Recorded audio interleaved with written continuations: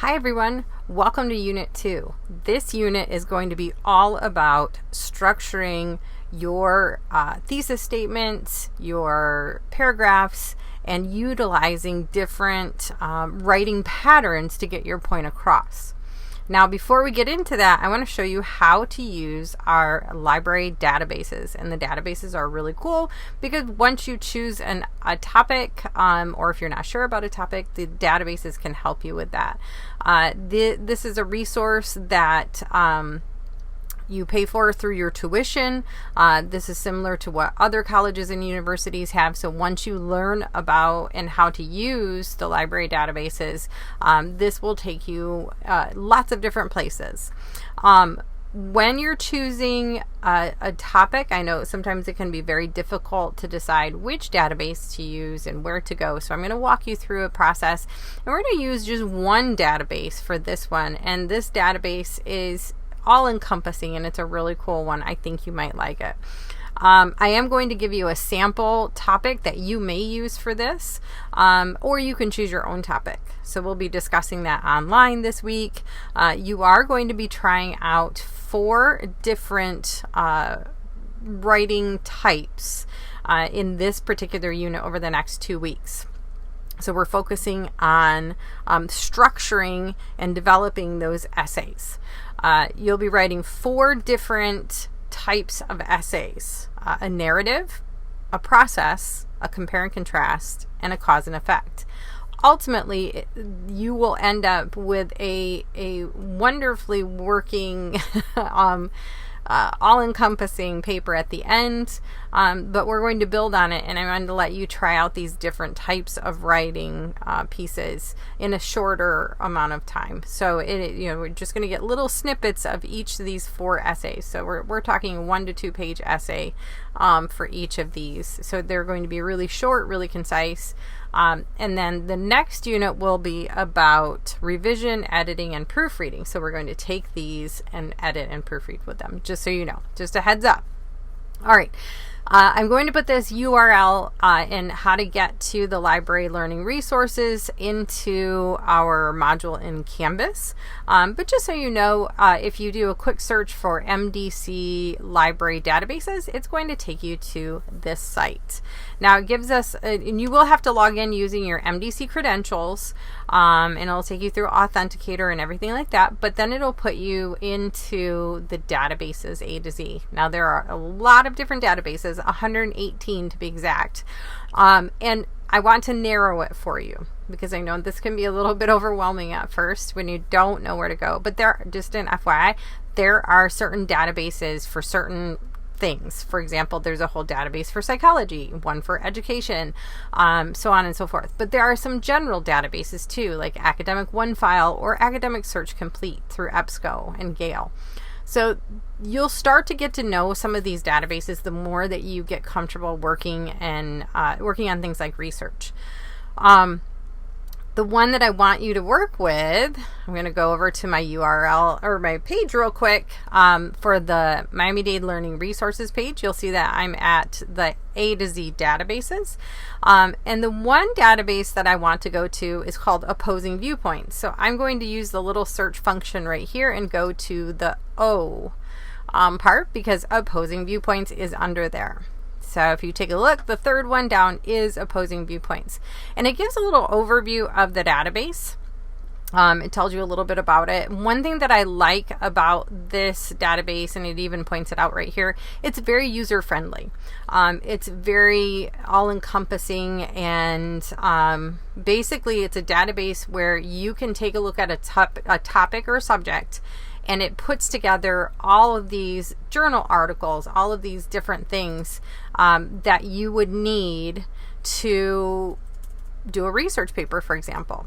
So I'm just going to go ahead and log in here. And it will probably do the same thing with you. Okay. And of course we have to do our authenticator thing. And if you'd like, you can follow along with me.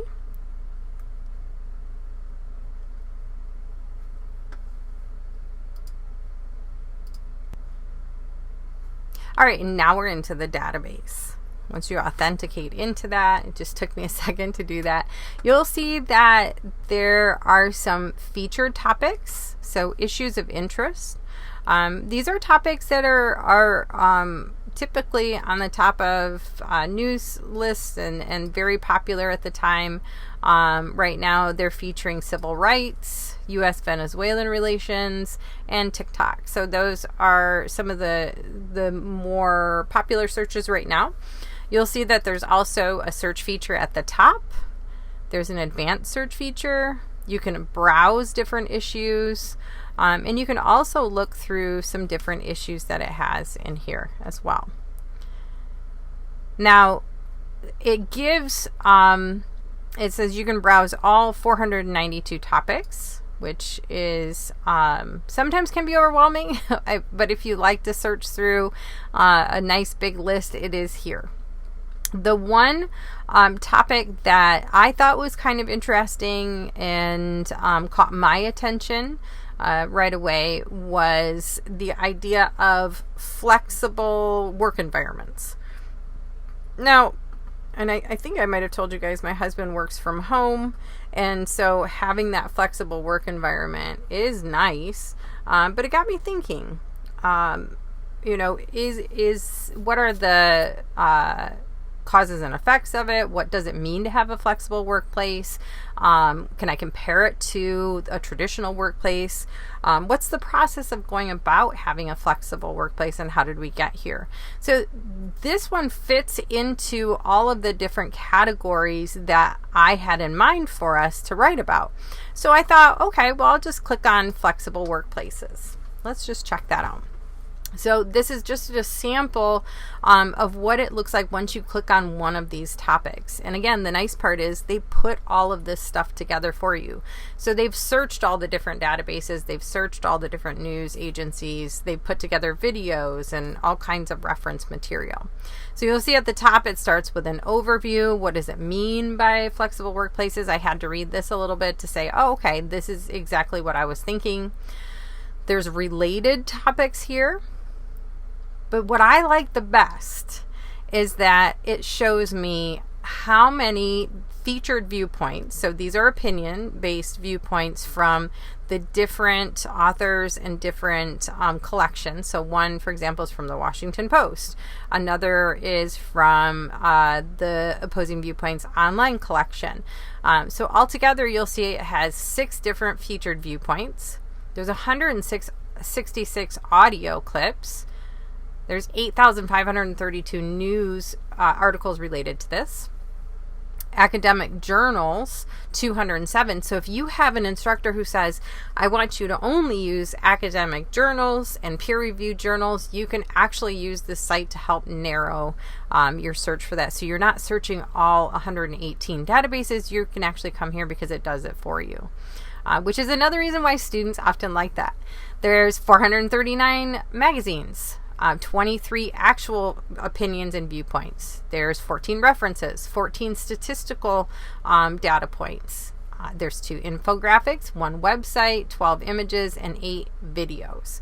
So it puts it all together for you pretty nicely, and you can just scroll down, take a look at some of these different features.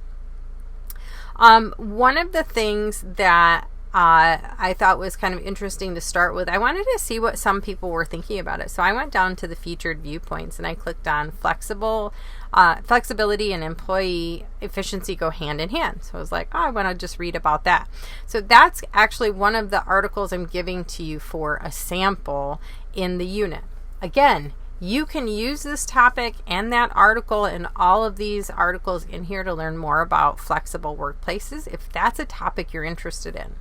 Now, last week we talked about a bunch of different things that you could look into and different topics that you could use for this particular unit. So please don't limit yourself in thinking, oh, I guess I have to work with flexible workplaces because that's what she chose. No, absolutely not. This was just something that caught my attention.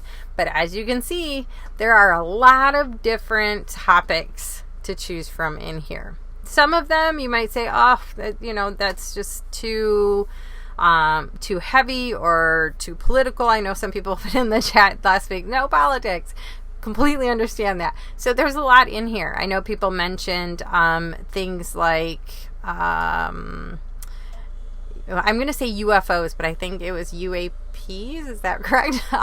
That's a topic you can search in here. I was able to look up. I actually searched UFOs, and that came up because it was pulling up older things. You could look at financial things. I know some people mention personal finance. So there's a lot of different things with business and economics. There's different topics you can search. Someone else mentioned nutrition. So you could actually type in nutrition into the top part here. There's a lot of different things you can do. I hope you get a chance to explore this wonderful database. This is, if you've never worked with the databases before, this is a great way to kind of get your feet wet and do a little bit of research, because we'll be using this and other databases later in the course. But for this particular unit, for the next 2 weeks, we are going to be diving into either flexible workplaces, that's the sample topic I'm giving you guys, or you'll be diving into a topic that you would like to explore. Now, that could also include AI. You could dive deeper into AI if you are really interested in that particular topic. You know, if that caught your attention in the first unit, then keep going with it if you like. I hope this gives you a nice overview of how to use opposing viewpoints, how to take a look at the samples.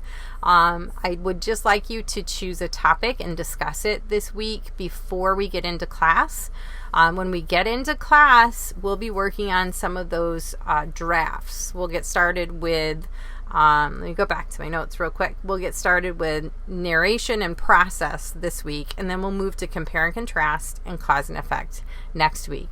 And by the end of the 2 weeks, you are going to have some really nice drafts that are about the topic that you are interested in. I hope this helps. As always, if you have any questions or need any help, please reach out and let me know. I'm happy to help, and I will see you in the discussion board.